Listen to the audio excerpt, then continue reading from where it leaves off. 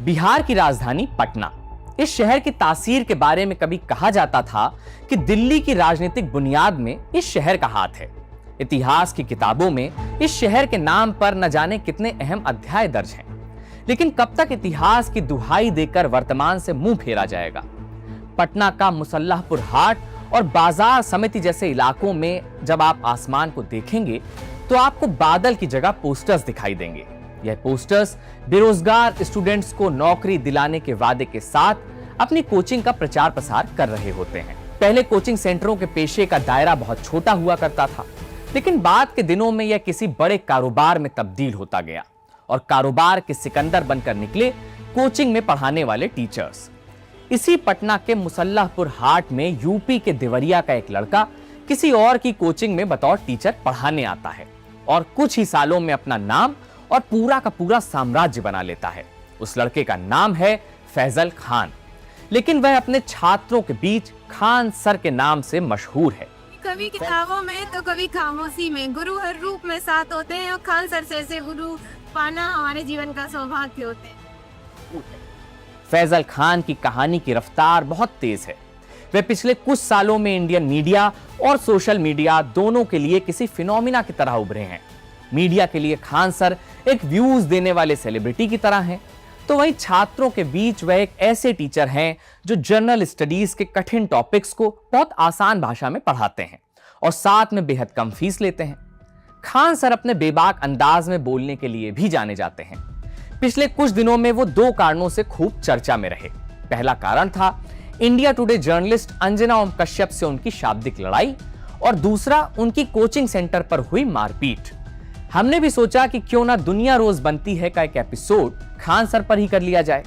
तो दुनिया रोज बनती है कि इस एपिसोड में कहानी कोचिंग की दुनिया में खान सर के नाम से मशहूर फैजल खान की।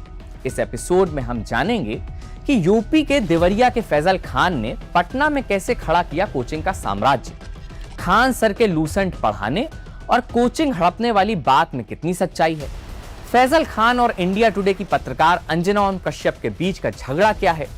बिहार सरकार के पूर्व मंत्री तेज प्रताप यादव ने खान सर पर हत्या करवाने का आरोप क्यों लगाया और आखिर में खान सर और रोशन आनंद सर के बीच झगड़े की असल वजह क्या है। नमस्ते, मेरा नाम है मुकुल सिंह चौहान और आप देख रहे हैं जिस्ट की पेशकश दुनिया रोज बनती है।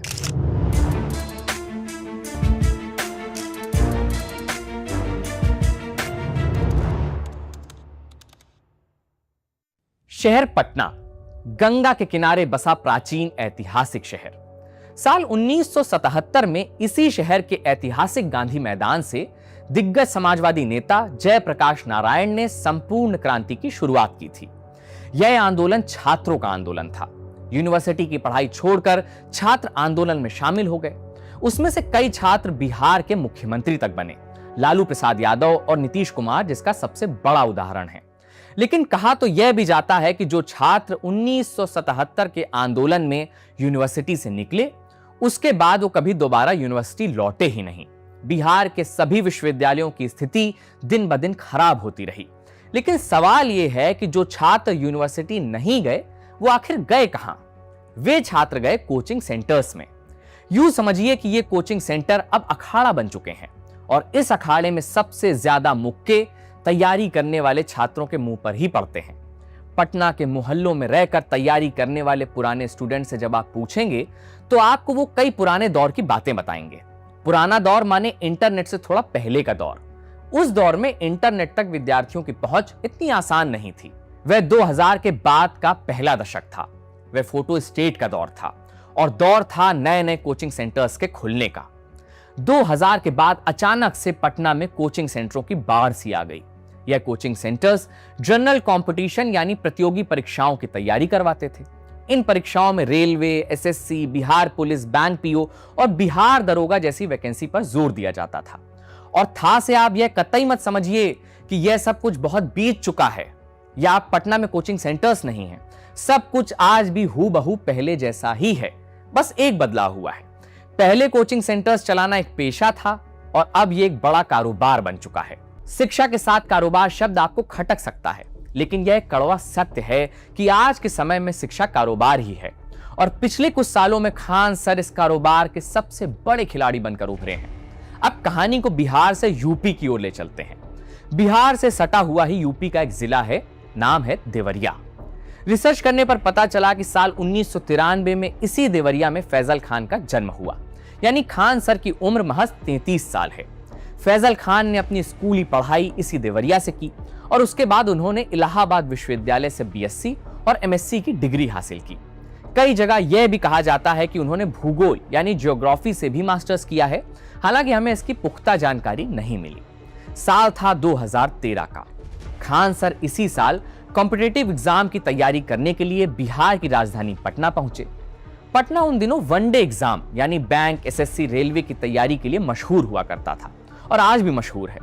खान सर भी इन्हीं सब एग्जाम्स की तैयारी करने लगे, लेकिन जब पैसों की तंगी होने लगी तो फैजल खान ने उस समय पटना के मशहूर मैथ टीचर सगीर अहमद के यहाँ काउंसलर का काम करना शुरू किया। उन दिनों सगीर अहमद की कोचिंग पटना के मछुआ टोली इलाके में हुआ करती थी। खान सर इस कोचिंग में आने वाले नए स्टूडेंट्स के एडमिशन का काम देखते थे। करीब 1.5 साल तक खान सर ने सगीर अहमद के यहाँ काउंसलर का काम किया। साल 2014 में पहली बार फैजल खान को पढ़ाने का काम मिला। द टारगेट नाम की कोचिंग थी। इसी कोचिंग में फैजल खान लूसेंट की किताब पढ़ाते थे। अब आप सोच रहे होंगे कि यह लूसेंट क्या बला है, तो यह बला नहीं, बाइबल है। लूसेंट सामान्य ज्ञान की किताब है। पीले और नीले रंग की इस किताब को प्रतियोगी परीक्षाओं का बाइबल कहा जाता है। जो लूसेंट रट गया, समझिए एग्जाम में उसकी जय जय हो गई। फैजल खान ने इस कोचिंग में कुछ ही दिन पढ़ाया होगा कि वहां एक विवाद हो गया।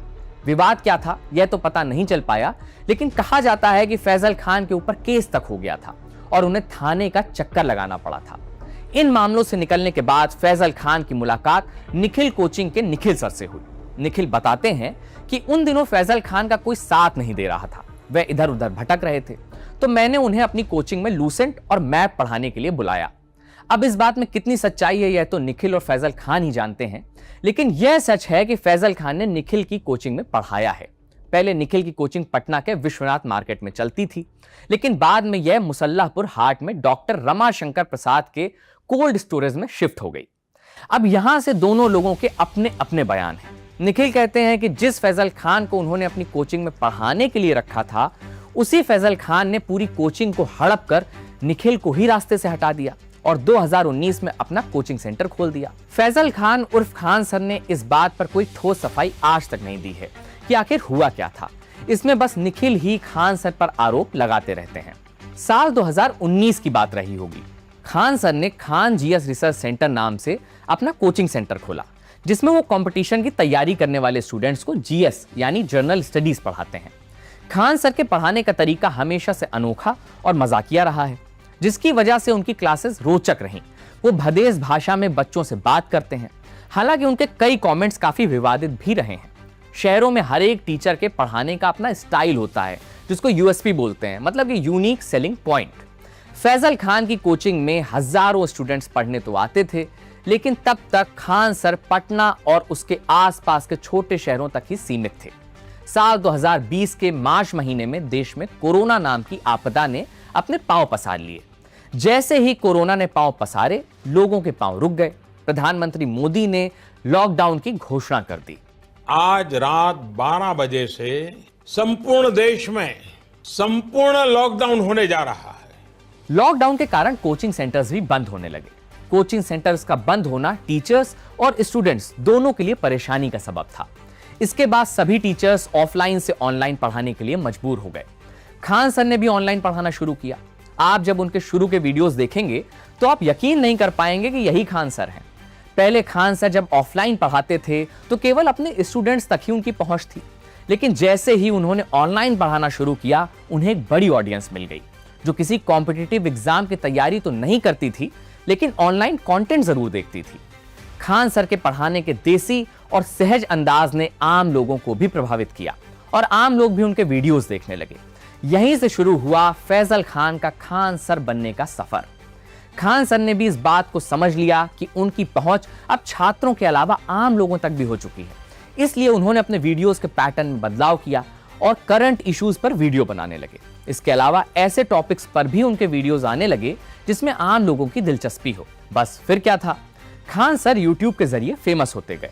लेकिन जैसे ही खान सर फेमस हुए, विवाद भी उनके साथ जुड़ते चले गए।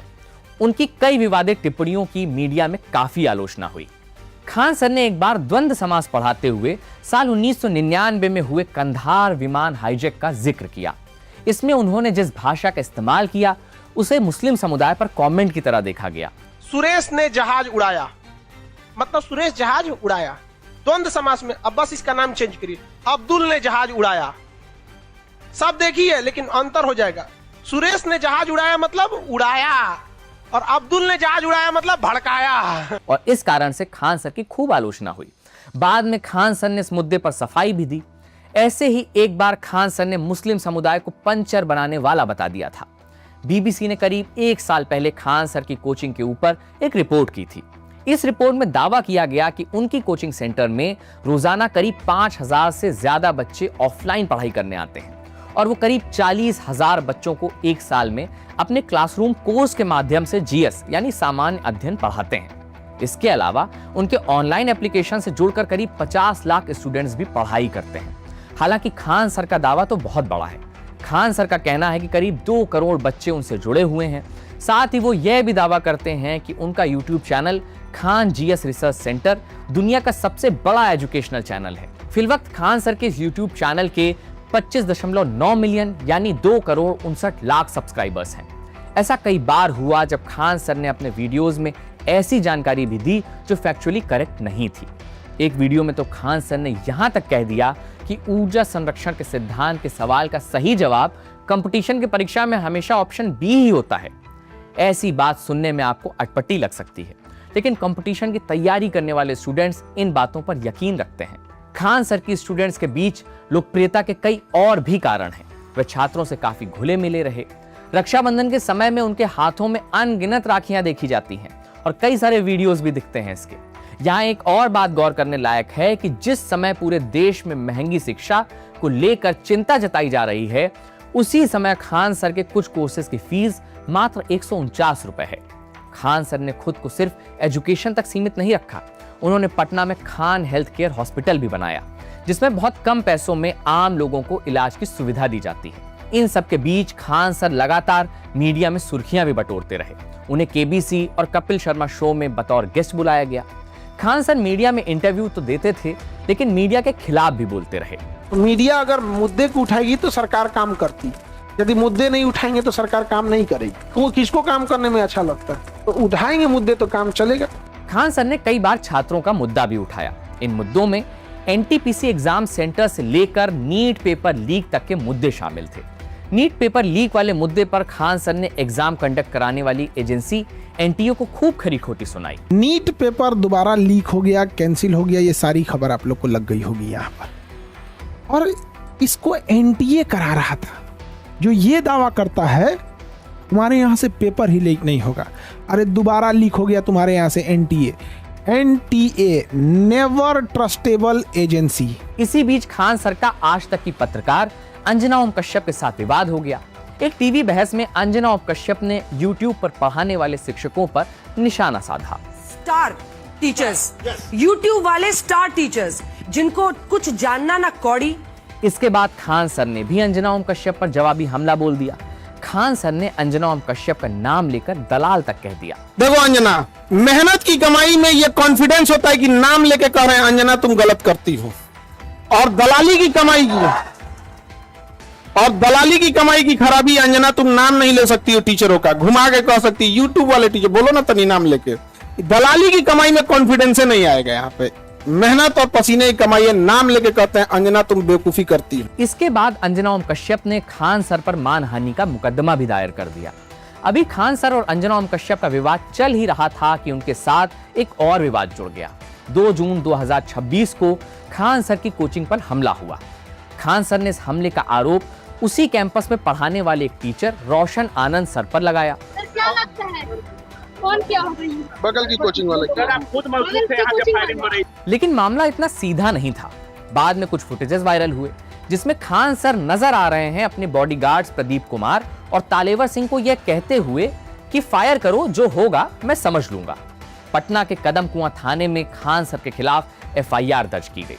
हालांकि खान सर की कोचिंग में हुए हमले में उनके सुरक्षा गार्ड्स को भी गंभीर चोट आई। रोशन आनंद सर के साथ खान सर का विवाद बहुत पुराना है। रोशन आनंद भी उसी मुसल्लाहपुर के कोल्ड स्टोर कैंपस में ज्ञान बिंदु कोचिंग सेंटर चलाते हैं और दोनों लोग एक ही सब्जेक्ट भी पढ़ाते हैं। 10 मई 2019 को खान सर की कोचिंग सेंटर के आगे बमबाजी हुई थी। तब खान सर ने रोशन आनंद सर का नाम लिया था और कदम कुआं थाने में केस दर्ज कराया था। 10 मई 2021 को भी खान सर की कोचिंग में एक बार फिर से अज्ञात हमलावरों ने तोड़फोड़ की और इस बार भी उन्होंने रोशन आनंद और उनके भाई को नामजद करते हुए कदम कुआं थाने में एफआईआर दर्ज करवाई। तीसरी बार 2 जून 2026 को खान सर की कोचिंग के बाहर तोड़फोड़ की गई और उनके गार्ड्स को बुरी तरह पीटा गया। बाद में जब सीसीटीवी फुटेज आया तो देखा गया कि खान सर के सुरक्षा गार्ड्स हवाई फायरिंग कर रहे हैं। फैजल खान और रोशन आनंद के बीच लड़ाई वर्षों पुरानी है। दोनों एक दूसरे के प्रतिद्वंदी हैं। कहा तो यह भी जाता है कि दोनों टीचर्स कंपटीशन का एग्जाम पास कर चुके बच्चों को पैसे देकर खरीदते हैं और बताते हैं कि ये मेरी कोचिंग से पढ़े हैं। इन सारे विवादों के बीच 14 जून 2026 को रोशन आनंद के भाई प्रिंस यादव की लाश नेपाल के एक होटल से बरामद की गई। प्रिंस यादव की लाश मिलने के बाद बिहार की राजनीति में भूचाल आ गया। रोशन आनंद ने अपने भाई की हत्या का आरोप खान सर के ऊपर लगा दिया। हमारे भाई की जो हत्या हुई है उसकी सीबीआई जांच हो और पोस्टमार्टम दोबारा हो और फैजल खान ने रूम मालिक के साथ मिल करके षड्यंत्र रचा है, कई टीचरों को बर्बाद किया है और हमें भी बर्बाद करने की साजिश रची गई है। कई नेताओं के बयान आए और खान सर और रोशन आनंद सर के बीच की लड़ाई सांप्रदायिक लड़ाई में तब्दील हो गई। खान ने ही हत्या करवाया है उसका। बच्चों के भविष्य से जुड़ा हुआ विषय है, जरूर जांच होकर इसका समाधान निकलना चाहिए। हालांकि खान सर ने रोशन आनंद के भाई की मौत पर शोक व्यक्त करते हुए वीडियो जारी किया था। रोशन सर के भाई की नेपाल में संदिग्ध स्थिति में डेथ हो गई तो हमें कुछ देर के लिए विश्वास ही नहीं हुआ। हमको लगा कि ऐसे बोल रहा है सब। फिलवक्त मामला अदालत में है। पुलिस इस मामले की जांच कर रही है। खान सर और रोशन आनंद सर दोनों टीचर्स पटना में मशहूर हैं। उनके लिए कोचिंग सेंटर एक कारोबार है, लेकिन इन दोनों की आपसी लड़ाई में उन आम छात्रों का नुकसान हो रहा है जो नौकरी की उम्मीद के साथ पटना के तंग मोहल्लों के छोटे से कमरों में तैयारी करते हैं, जिनका सपना एक अदद नौकरी तक जाके दम तोड़ देता है। पर शिक्षक और सरकार दोनों छात्रों के सपने के बारे में सोचते कहां हैं। फिलहाल देश की मीडिया की चर्चा में फैजल खान उर्फ खान सर हैं। आगे क्या होगा यह तो वक्त बताएगा। यह फैजल खान उर्फ खान सर की कहानी थी, जिसे लिखा था हमारे साथी शुभम ने। दुनिया रोज बनती है का यह एपिसोड आपको कैसा लगा कमेंट करके हमें जरूर बताइए। हमारी प्लेलिस्ट पर जाइए, हमारे और भी एपिसोड्स को देखिए और बताइए कि हमारा शो आपको कैसा लग रहा है। अपना प्यार दुलार हमारे साथ बनाए रखिए। वीडियो देखने के लिए बहुत बहुत शुक्रिया।